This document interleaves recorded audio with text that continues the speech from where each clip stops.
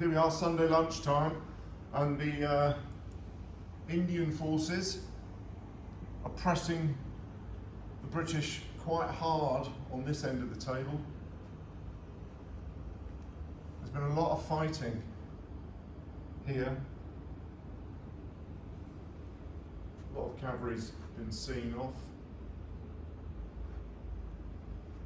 British have held their lines. Lots of volley fire.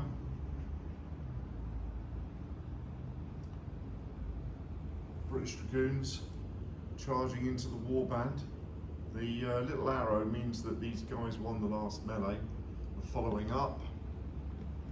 If the red arrow's at a right angle, like that one there, that means they drew last turn, so it's quite useful. The town's now being contested between the Sutherland Highlanders and the warbands. It looks to me like the Highlanders have been taking a bit of a pasting. The red dice denoting morale checks.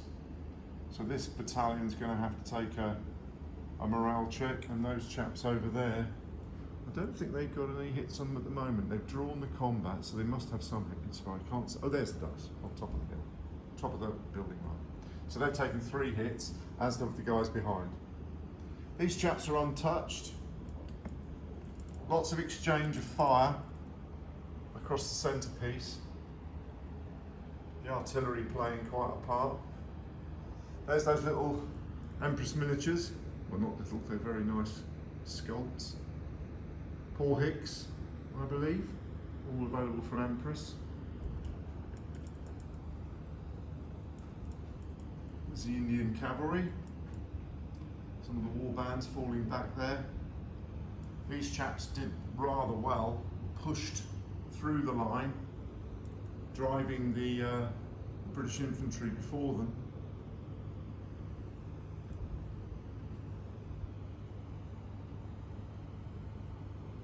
Horse artillery. I beg your pardon, that's a battery of foot artillery, I beg your pardon. Only 6 horses. Whereas the foot artillery is 8, as you can see here, with this Lancer brigade. There's 2 regiments there, tight up. Mark Brown does like to keep his units in double rank.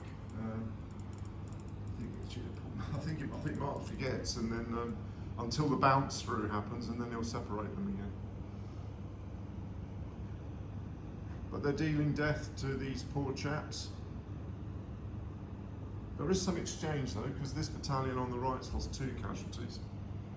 These chaps here taking some fire, they've lost 3.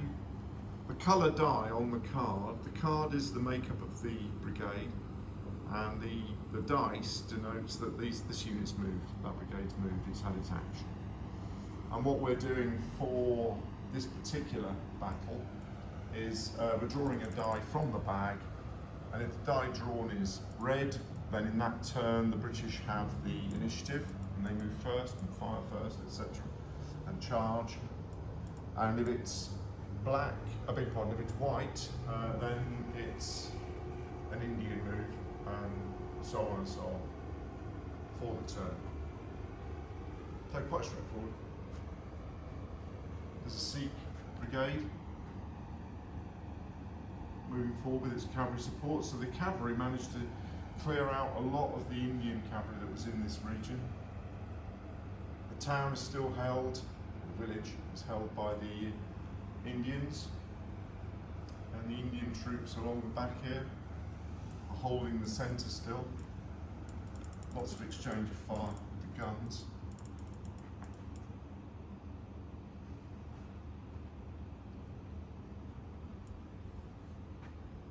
There's that town. I do like that town. It's a very nice piece that Steve put together. I believe the buildings and the walls are actually resin.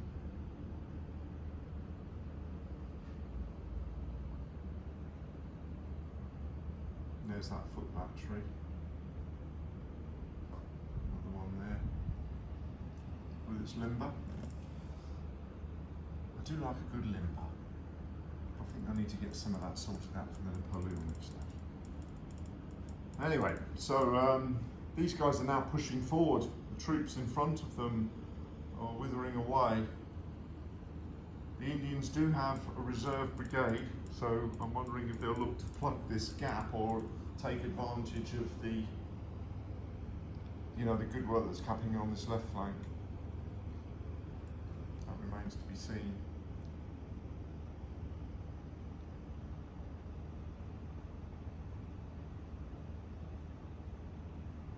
So there we have it. That's Sunday afternoon. I'll try and sneak a video in toward the end, just to make sure we see what the result is. And we'll go from there. Thanks for watching, guys.